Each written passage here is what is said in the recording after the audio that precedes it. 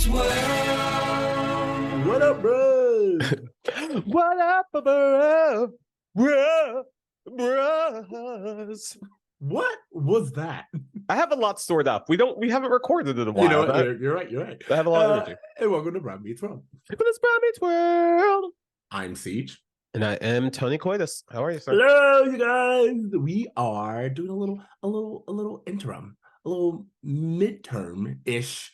What we call that? Progress report? Report card, midterms? Progress report. That's a good way to say that. Yeah. Progress report. That's what we'll call this. It's a little progress report episode. And I know what you're saying. You're like, you guys haven't recorded anything. What are you even in the progress of? Well, we have been listening. All, mind your damn business. We can do a progress report on anything we want. I don't need that energy in 2023. And we are going to do this episode on Pod Meets World. They are officially halfway through season 3 and therefore halfway through the series. Ooh. We are just wanted to come in. Again, as you guys know, we're still on hiatus due to the strike, but we have some good things coming your way. This is just one of the things that we want to check in with each other, check in with you, the audience, and just talk about where Pod Meets World is. As you know, we went to their live show. We always love hanging out with them, always love seeing them, but hanging out with them because we hang out with them. So fucking crazy, bro. I'm never gonna not be chill about that shit. As you shouldn't. I mean, oh my goodness. But we are here to talk about their season so far, kind of like some of our faves, some questions we already have coming up. So, yeah, Tony, are you ready for this? Yeah, and one of the first things I wanted to discuss with you was like in comparison to seasons 1 and 2 of Pod Meets World. Correct. Obviously this season has been affected in their own way by the strikes that are going on. They're not able to have actors on to really kind of discuss things in the detail that we would probably get outside of the strike. How do you feel like that's changing the dynamics of the show? We've gotten a lot of behind production, people come on and things like that. Just a little bit of a different vibe this season. It is a little bit of a different vibe, and I will say that it's kind of made them have to be closer. Sure. I don't know if you've seen that, but I'm getting their bond is getting tighter. They kind of get to speak with each other and only each other because there's so many of the interviews that they can't do, and you can tell that they're excited to talk about, but sure, people are respecting the strike. So I don't know. I feel like they are growing closer together. And then also, I know that some people have problems with the kind of behind the scene episodes, the staff and crew. But I always find those things very interesting because you do get an opportunity to learn about different career paths that you may not have known about. One who did that for me was Tamara Johnson's episode. Yeah. I was just like, I'm learning so much. This just feels like a little mini masterclass, and I'm fine with that being a thing too. Completely agree. I thought that was really I think her episode specifically, where they were like, well, how did you get into this? And what did you do? And her answer was just kind of look, I lucked into it. And the way that I got into it doesn't exist anymore. But nonetheless, it was very telling to see kind of the difference of old Hollywood and new Hollywood. Yeah. The number of stories of people just being like, I don't know, I went out for coffee one day. Someone was like, hey, I need help holding these grocery bags. Yeah, and people make it seem like in the 80s, people were just like, hey, can you do this thing for me once? And this is your career path. What was going on? This is the same time where your parents would send you out to look for a job. Oh, just go knock at this person's business window and see if they're hiring. It was a different Absolutely. time. I mean, to be fair, cocaine ruled. So I think cocaine was a hell of a drug. Too busy doing cocaine. It was a different time. Absolutely. They're like, how about you run the studio, I'll do this cocaine, and then you'll have a career. 20-year-olds. I have to agree. I enjoy the production stuff. I'm one of those kids who used to watch the special features of the DVDs all the time. So I nerd out and I get really into that stuff. I have been reading some of the message forums though, and I know not everyone really loves those episodes as much. And so I get it from a listener standpoint, from a fan of the show. You may not want to hear about behind the scenes Hollywood stuff.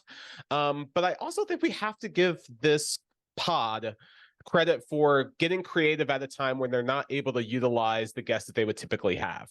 And, you know, they've always been really good at shining a spotlight on their production team, on the crew.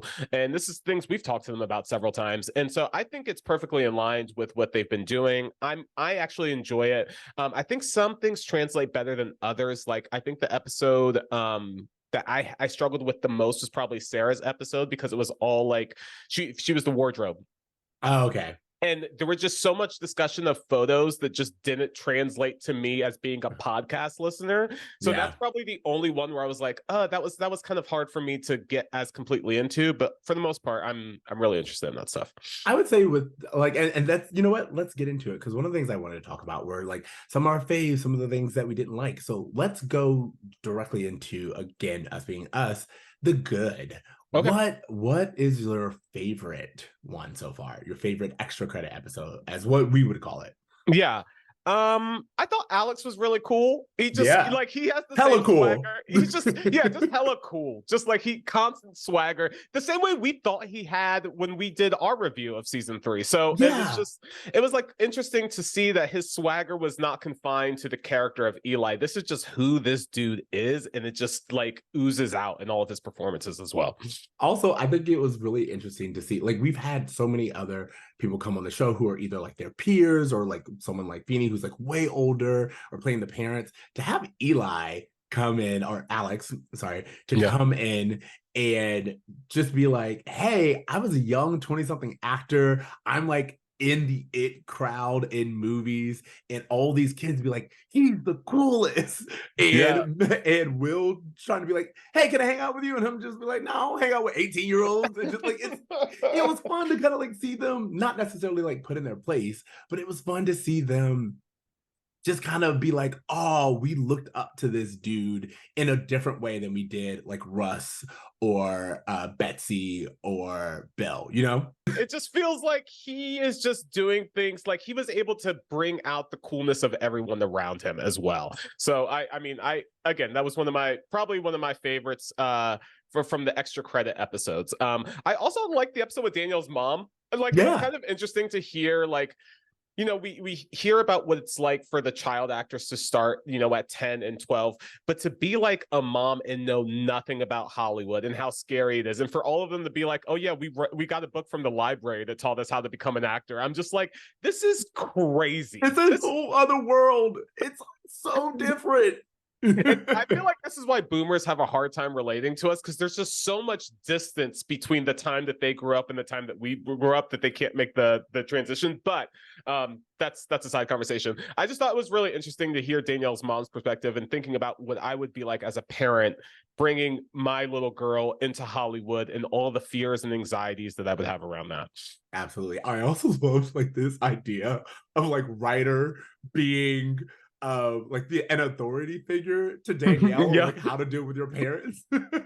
She's like, I can always tell when you were hanging out with Ryder, because you would come back talking about your feelings and like how I could do better as a parent. And I was just like, Ryder is it's so interesting to see this like side of like Ryder, because again, we know Shawn and we've known adult Ryder, but to see like this, I mean, for lack of a better word, pretentious young kid who's just like telling other people, you don't know how to deal with your parents, you know, like it's very interesting.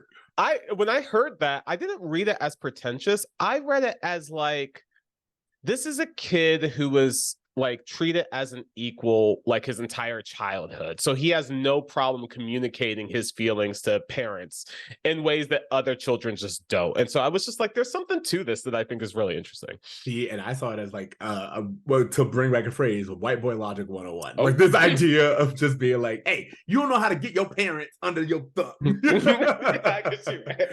You raising them, they ain't raising you. Like I'm not saying that was his intention. I'm just saying that that's kind of like the energy. And I mean, like, again, it was this whole thing of like Jennifer being like, I thought Ryder hated me. Look at this. You know, it was like, and Ryder said it was like me and my friends against the parents. So I just thought that was very like classic.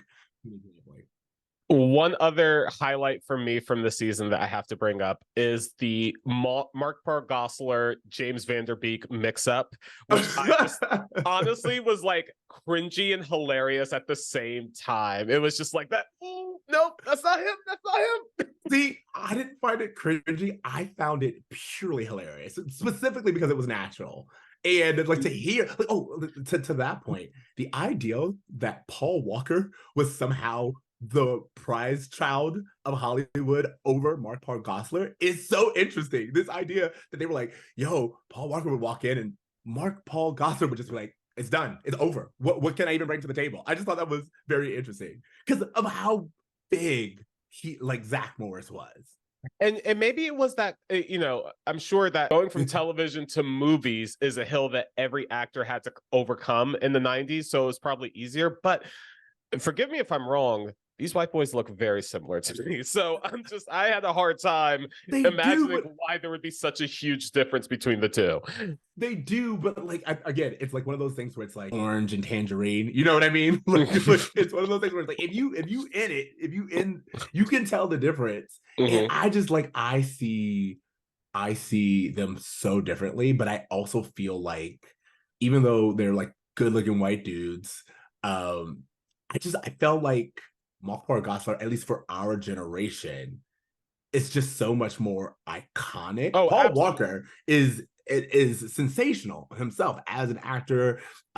Rest in peace, all that other stuff. But again, Saved by the Bell, Zach Morris, that it scratches it lives in a space. You know what I'm absolutely. saying? I'm laughing because in my head, if someone committed a crime against me and they brought me to a lineup and I saw Mark Paul Gosselaar, I saw Sean William Scott, and I saw Paul Walker, I would be like, I can't tell you who it was. One of them, James Van Der Beek. And James Van Der Beek, of course.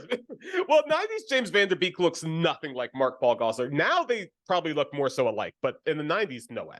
Yeah, absolutely. God.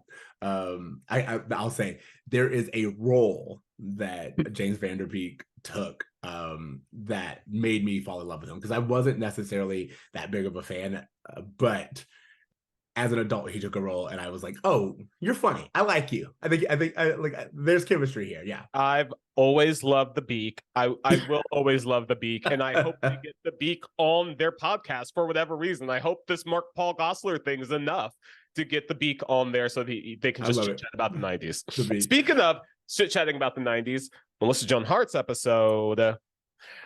Here's something that's really interesting about that one was finding out just the sheer difference in scope between Sabrina and Boy Meets World and how they were treated differently. Budgets. The budgets. That was funny to me. The budgets when she was like, you know how you would just go out and they give you a black card to go get clothes and they're like, what are you talking about? No. We had to beg. They had us sewing patches on our jeans in the back. Well, especially because they had just gotten downgraded to a different studio at the beginning of season 3 that they're talking about now. So it's every season they thought they were going to get canceled. The studio never had faith in them. So it's not surprising to hear all of this, but when it's talked about like that, I'm just like, wow. It's interesting that we're still talking about this show though.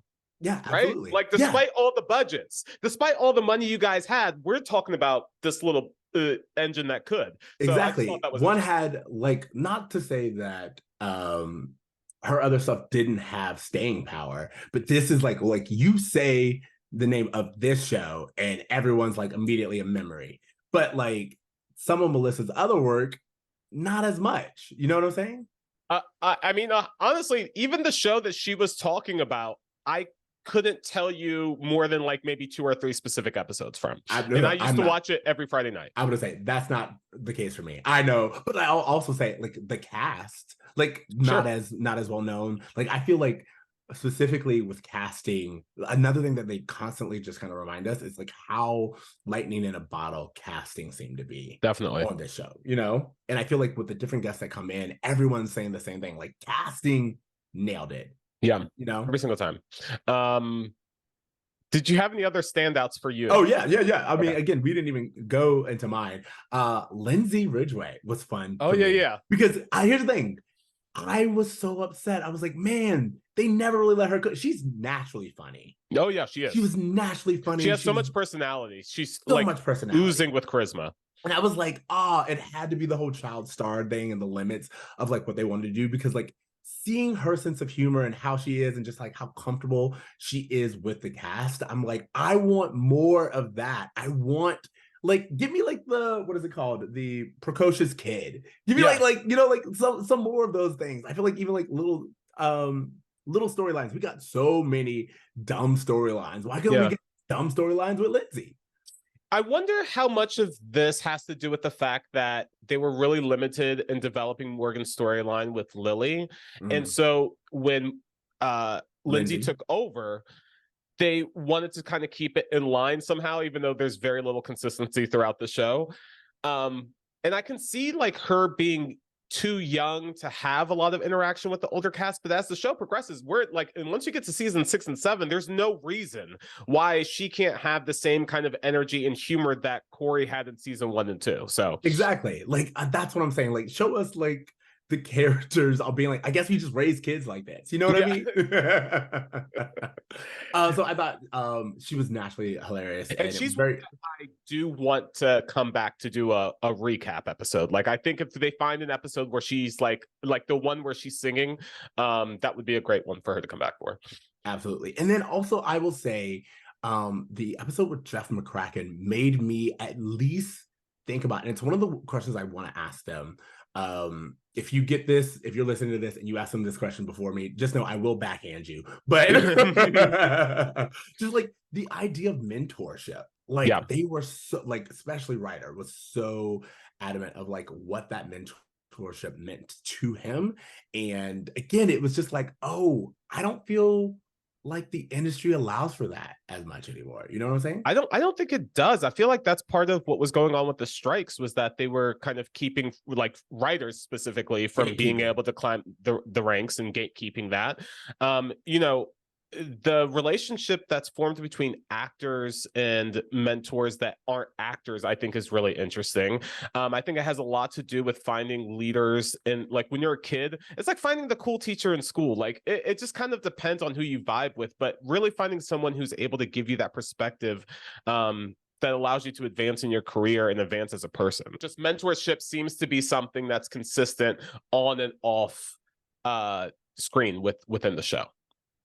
Absolutely. Yeah. And I, again, for me, I think that one of the things that I'm learning by listening to this, first of all, I want to say, because I don't know if I actually said it earlier, I know a lot of people don't like these, what you and I are calling extra credit episodes with the staff and the behind the scenes, but not only does it shine light on everything that goes into making a television show a hit, you need all of these elements. There were lots of stuff, as you were saying, whether it's wardrobe or whether it's casting or whether it's sound mixing, where you're like, oh, that little bit is actually what helps make it memorable. Oh, for sure. Everyone's little touches make a difference. So I actually thought that was, I think that's important and cool that they are giving credit where credit's due. But additionally, to me, as a kid who grew up in Florida, who constantly wanted to work in Hollywood, but just knew that I didn't want to be an actor. It's like, oh no, I don't want to be an actor. I don't want to be in front of the Sure, camera.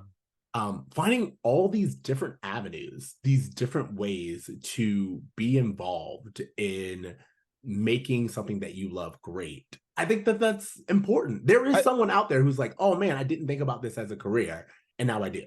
You know what? I think that's such a great point, because I feel like probably actors are probably the most recognizable figures within Hollywood. And in terms of like a gateway or a path to success and fame, you would think that, hey, you have to become or some kind of on-screen performer in order to reach that.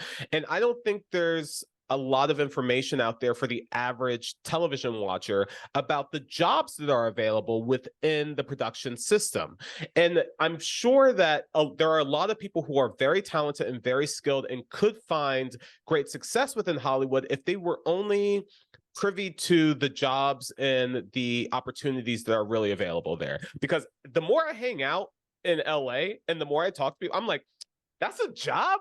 Yeah, exactly. Like you just like I was hanging out with someone the other day and they were talking to me about, oh, like, yeah, we have a music supervisor, and basically they just kind of listen to music all the time and try to find tracks for us to feature in our show. And I was just like, oh, I do that for free every day. So like, Correct. how is this, you know, and it's just interesting to find out that these little interesting jobs exist. So whatever your talent is, there is a place for you within Hollywood, whether it's financing, whether it's carpentry, whether it's whatever, there's a job out there. So it's all very Absolutely. interesting. Exactly. And like, yeah, as you said, it's very common in LA. You'll hear someone be like, oh, what do you do? Like, oh, I wipe down the whiteboards. And you're like, what? Yeah, my job. Yeah. Whiteboard wiper. That's what I do. And you pay how much? But anything that you thought didn't work? Any episode that you're All just right. like, you know what? I appreciate effort. I appreciate the effort. I don't think there's an episode that I would say didn't work, but Susan Jansen's episode was messy in the best ways possible. I'm here for the drama. I don't know. We love you, Susan.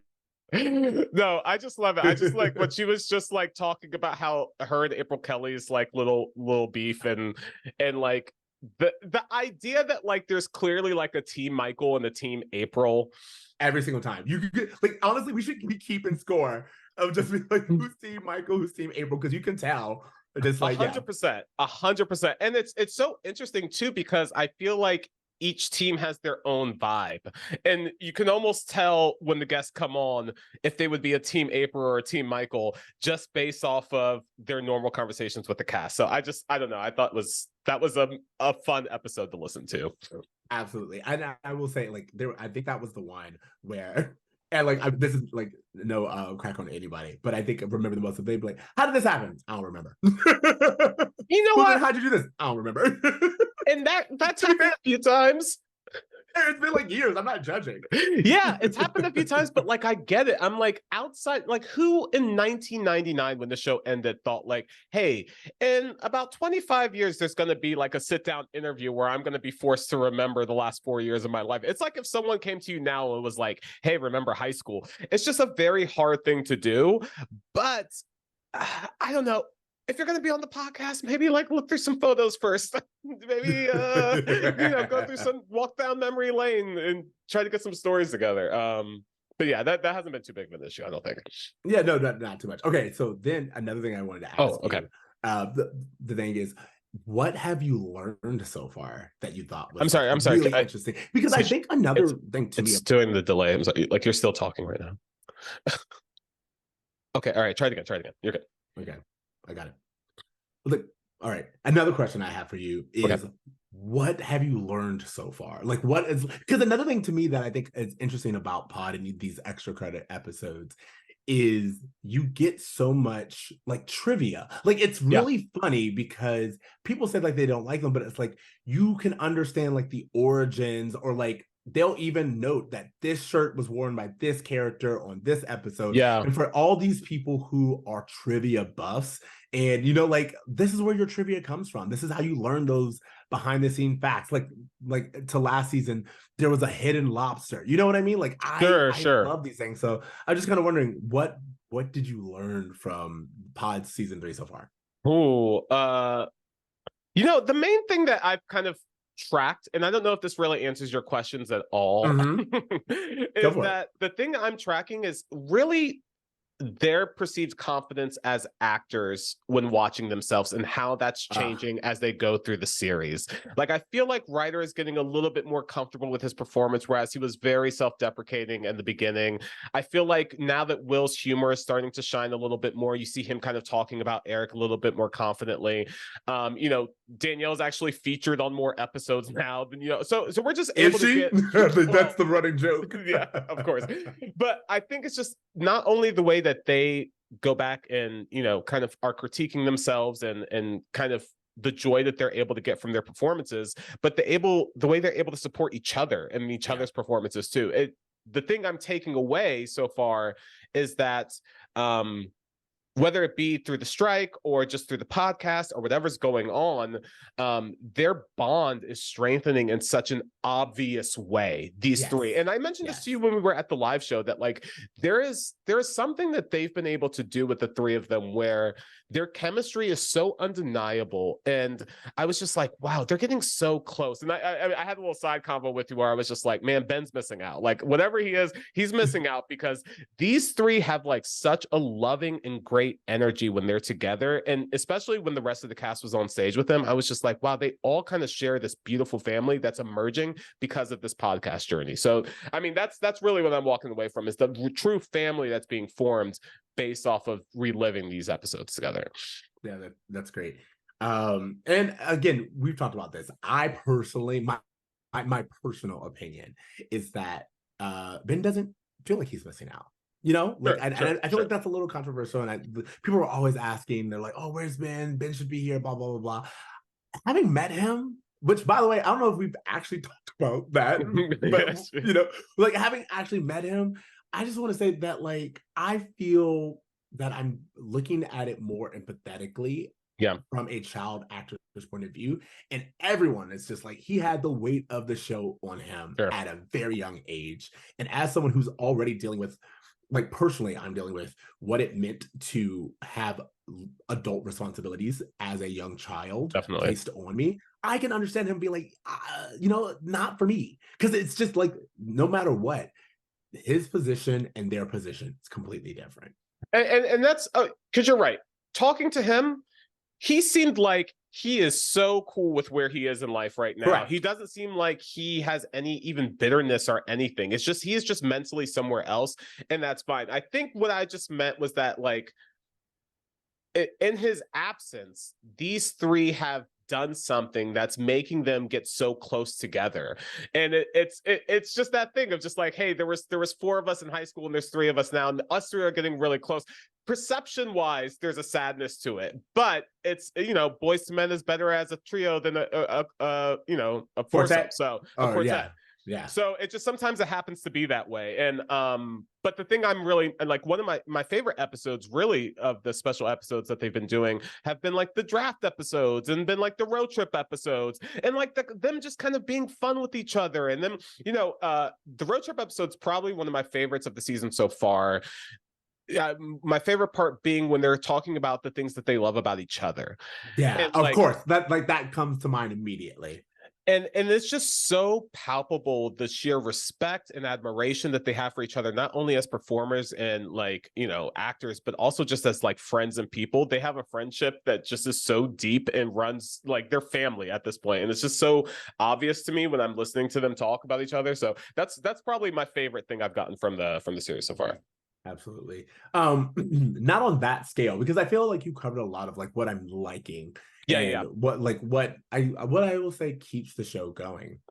But also like the little things that kind of explain what you and I have often talked about, being like, why did this happen? What was going on? Yes. Like I really appreciate that. Like the idea, let me see if I can find on my notes.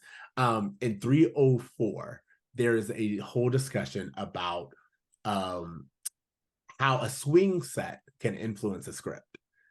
And I like the fact that they had one set meant that they got rid of another set, which meant that they had to like write scenes, or like, and I remember you and I being like, what is going on here? Why are we here? What is happening? And it's explained. It's like, oh, we had a set that day. Yeah. And they had to write around and figure some things out and like just make it work. And I was like, okay, I still think it was a bad choice, but it explains, like, and I didn't think, like, I think as a viewer, you often watch shows and you're like, oh, they had this thought out, you know, from the script alone. This is what was going to happen. This is where we're going to go. And like, everything's just kind of like based off of a script, and it never really changes. You know what I mean? Like the core of it doesn't change, but to hear that, no, something like losing a set will influence the script and maybe it won't make as much sense. Like, I just thought that was very interesting. Fascinating shit. And in line with that mindset, I will say 306, the episode that they reviewed, where they're talking about the struggles of working with a pig, I found to be fascinating. The fact that Ryder was like, I could not focus on anything because the pig took up so much of my focus and attention. It affected my performance. I can see it when I go back and look at it. I never considered what like it must have been like for them to work with a pig who was constantly screeching at the top of its lungs, and like how that would throw them off. It would throw off the comedy beats. It would throw off just things like that. So that's probably one of the big takeaways I took from that, was just like working with animals sucks. Absolutely. Well, like Ryder and Will each talked about how, depending on who the director was or who the showrunner was, how it affected their performance. Yeah. And it's I thought all that about was like vibes. it's all about great vibes. to hear that, because you like, again, they come up and they speak so highly of all these people, but to hear that it's like, no, just the mere presence of this one person is going to make Will act completely differently. To where the point, like 30 years later, he's looking, being like, oh, I was terrified that day. You know? Yeah, definitely. And it also kind of cues you into why actors choose to work with some like the same directors over and over again. Is because if you get that comfortable with the person that they're able to bring out your best performance, it's like, why wouldn't you choose to do that as often as possible? And obviously on television, you don't always have that opportunity or that choice, but it's still interesting to hear about. Absolutely. Also, like some more like things I thought was funny. Finding out how into magic Ryder was. He had a magic show with his brother Shiloh.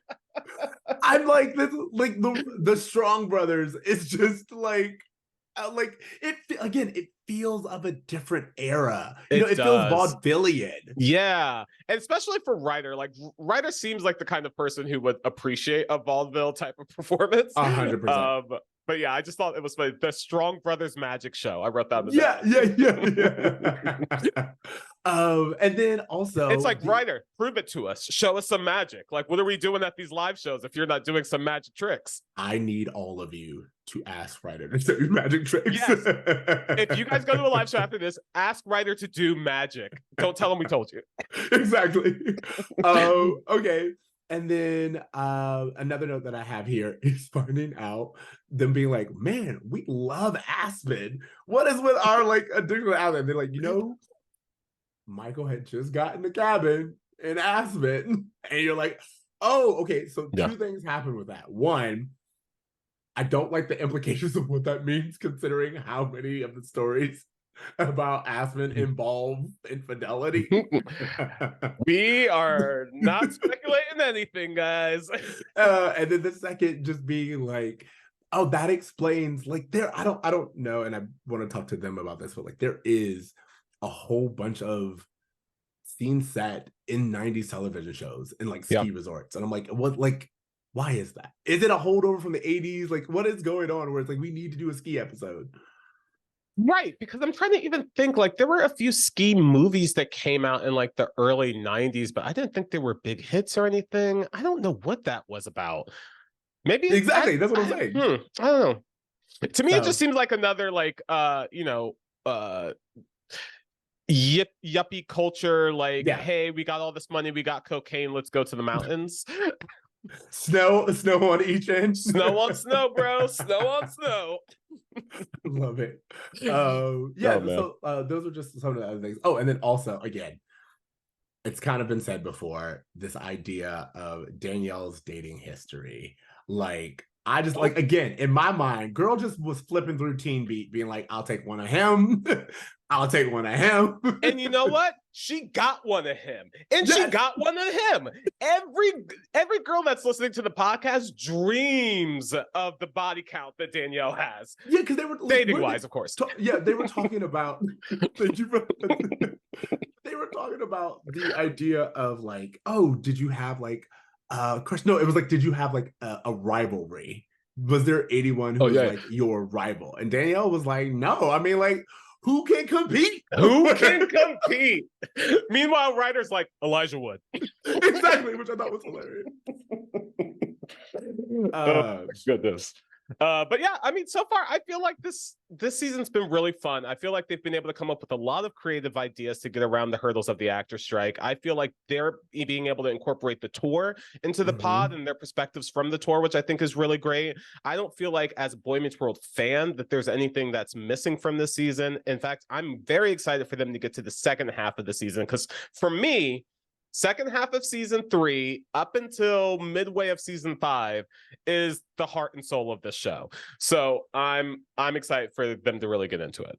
Absolutely. I'm really eager to talk to them about certain episodes and like their perspective of it, because I do think there was a lot where I was like, oh, I completely agree, and like this is how I felt. And then there are others where I'm like, oh, we gonna have to talk. We gonna have to have a talk. Yeah, and I mean, I know for the average listener, you probably don't understand. Me and Ceej, even now, are dancing around the parameters of the SAG strike, trying not to mention certain episodes and certain things, because we're trying to be respectful. But the hope is that by the time season 3 wraps, the strike will be over and we'll be able to get into the nitty gritty of things.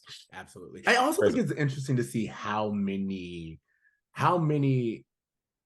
siblings would be involved, like how many siblings. Totally. I think that's super interesting whenever the cast talks about their siblings being on set and like the relationship siblings would have, because I never think about Shiloh. I never think about the idea that, like, I'm sure Fred probably came around set a few times. Like, there was just these things where I think about them being only children, even though I know they're not, just because they were on the show.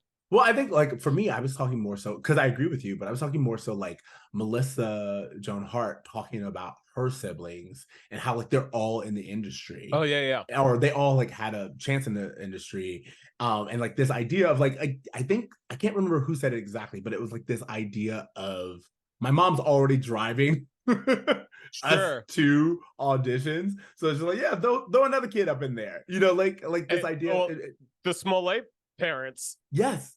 Exactly. They had a sitcom. Yeah, it's like, if we're gonna do it, we might as well bring all the kids along. So it makes sense. Absolutely. Question: they constantly are asking this. If you had a child, would you let them be a child star? No. Ooh, interesting. Explain why. First of all, I think celebrity is not really a thing anymore. I think that it's more bad than good for the most part, at least from what I can see of child actors. But I also think this is my disagreements are not exclusive to actors. I think that social media can have a very similar effect on children in the way of expecting outside validation or yearning for outside validation. And that's really the thing that I would be cautious about, is making sure that the kid didn't feel like it had to earn the approval of whoever was doing the casting or whatever. And it just might be easier to do that if the kid had some life experiences, if the kid knew that there was more to life than an audition. I don't know. Yeah, that's very interesting. I don't know. I think I'm torn about it, because the one reason is there are certain kids where you're like, you have a knack for this, like you're good. And I feel like maybe I would encourage my child to go the writer route, i.e. stage. You know, it's like, let's do stage, let's do broad, let's do something where it's like, if you're doing it, you are doing it for the sake of the art and not for the sake of the cameras. You know what? That's a great point. I think each case is, you know, you just got to think of it on the case-by-case basis. But to do something in local theater, and I know Ryder is such a huge advocate for local theater, like you said, it just shows that you are in it for the art form. And I think that if you truly love an art form, you can't hold an artist back. Exactly. You know? That's what I'm saying. You know, like if they're really into it, if they just have a knack for it. And I myself, I'm just like, yo, you know, like there's certain times you meet a kid and you're like, you should be doing, like, you have a talent in this thing. You know what I mean? And I think like, especially lately, we are seeing just children actually be noticed for their innate talent. And it may not have been something like acting. Maybe it's something like drawing. Maybe it's something like just being comfortable in front of a crowd of people. You know, like there's just certain things where kids are better at skills that we don't always prize or don't always have a clear career path. So I feel like, again, you want to make sure that you give the kid an opportunity to nurture whatever innate talent. I don't know. You're asking all these questions about kids and shit in this economy. That's a whole other thing. It's like, they be talking about driving kids to and from with gas. Gas is $6.50 in LA right now. No one's driving anywhere. You send it in a video audition, Brad. That's it. Okay. Anything else? You have anything? No, you know what? I feel like we talk. I have some things that I want to talk about that I'm going to wait to talk Yep, about sound good. with the cast at the end of season 3. But as of right now, I'm having a lot of fun. I think that they're having a lot of fun with this season, and I think they're having a ton of fun with the tour. And having listened to the first half of season 3 and a half after having just seen them live, I just feel like their enjoyment for the process of this has increased so much. After talking to them in season 1, there was a lot of apprehend, a lot of feelings coming up, like they were still getting comfortable with everything. And now it just feels like they're so comfortable with this whole process. They're falling in love with this process. And it's just, I don't know. I get that joy when I listen to them. Yeah, it's so funny to me because I agree with you. I think specifically, I'm noticing that everyone, of course, like, oh, reunions, do a movie together, blah, blah, blah, so on and so forth. I think that the live shows have got all the elements that they loved about recording in front of a live audience without 100%. any of the stress of like being at a studio. You know Sure. what I Or mean? any of the politics or bullshit that goes with being an actor. It just feels like that they have free reign to create the kind of live show that gives them that energy that they got doing it live in front of an audience. Fuck it, we'll do it live. Yeah. Without just having to think about, the notes that Michael will give them the next day. You know what I mean? Exactly. You don't have to worry about any of that shit. Absolutely. It was funny. When we went to the live show, we went around and we were asking people, hey, what are you most excited to see? What are you most excited? And people were like, I'm excited to see them. Yeah, I'm excited to see their dynamic. I'm excited to see their banter. I'm excited to see, like, you and I talk about this all the time. Will's just like ability to improv in the moment is fun to watch. Lightning fast wit. It's in like I really wish he had gotten some guest spots on like Who's Line. Like I would love to see him in that kind of format where he can just fully improvise and create a scene that way. But he just seems to have that natural ability, which I just think is fascinating.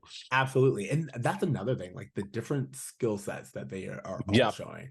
Like, who would have thought like Danielle was like the hostess with the mostest, you know? It feels like they all have roles that they're fitting into. Danielle's is the one who like keeps the like, hey guys, we have a lot to hit. Like, let's make sure we hit everything. And she's like perfectly like the conductor, keeping it going on time. Then you have Ryder coming in with these just really interesting perspectives of things and just being like, hey, did you guys ever think about this? Did you guys ever think about that? He's the craft part of it as well. Yeah, like definitely. He's the part that's going to appreciate the process, and like sometimes it's a little serious, but like I feel like sometimes everything can't be a joke, and I feel like he sometimes is just like, no, let's actually think about this and dissect of what we were trying to say. So yeah. Totally. And I think Will, not only is he superb when it comes to being like the voice of humor amongst the three, but it's in terms of his encyclopedia knowledge of television, of like remembering what happened on the day to day. Like I think is like the historian of the group in a lot of ways. So just the dynamic that the three of them bring together, I think really works for this podcast. I'm going to say it now. I have no problem saying it now because I may forget to say it later, but I will tell you, I don't agree with Will that he wasn't wanted when he was younger. Like Will has this narrative that like, nobody like was into me, and I'm like, I don't think you were paying attention to the people who were. It's just like it doesn't make sense. Do you know what I'm saying? Definitely, because I mean, there was no Reddit forums, there was no social media, there was no way for him to know what the average, person living in Ohio thought about his performance, even though that person probably watched every Friday night specifically for him. Exactly. I'm just saying, if they were unaware of how big the show and how much the show meant to everyone, I don't trust your judgment on whether or not girls found you attractive. You know what I mean? Oh, I dated Carrie Russell. I dated Jennifer Love Hewitt. Get the fuck out of here, Will. You can't tell me you dated Jennifer Love Hewitt. And no, I'm joking. Everyone has their own stuff, but I just think that was funny. No, again, that's my opinion. And I'm saying here because I don't know if I'll actually say it to his face, but I was like, man, don't be in my face telling me. As you said, with Carrie Russell and Jennifer Love Hewitt and Lisa Joan Hart, like it's too many. All of them, just all of them. Absolutely. Okay, well, you guys, I feel like that was a nice little check-in, a nice little through the season, halfway through the series. Yeah. And honestly, we look forward to speaking to them again about season 3. Again, hopefully on the other side of this writer strikes. You guys, let us know what has been your favorite part of the pod so far. We Yeah. love interacting with you. We appreciate it. Let us know if you like this and if we should be doing more of these. But ultimately, you can always reach out to us at Bromance World. Check out, we have new content coming to you guys. So, yep. Trust me, if you liked this, I think you're gonna really enjoy what we got up ahead.